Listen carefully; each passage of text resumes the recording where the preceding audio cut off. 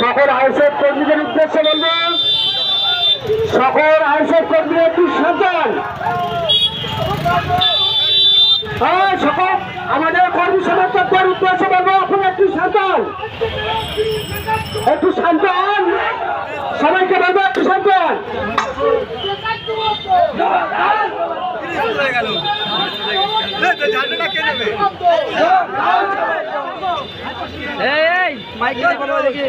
আজকে আমরা যে সবাই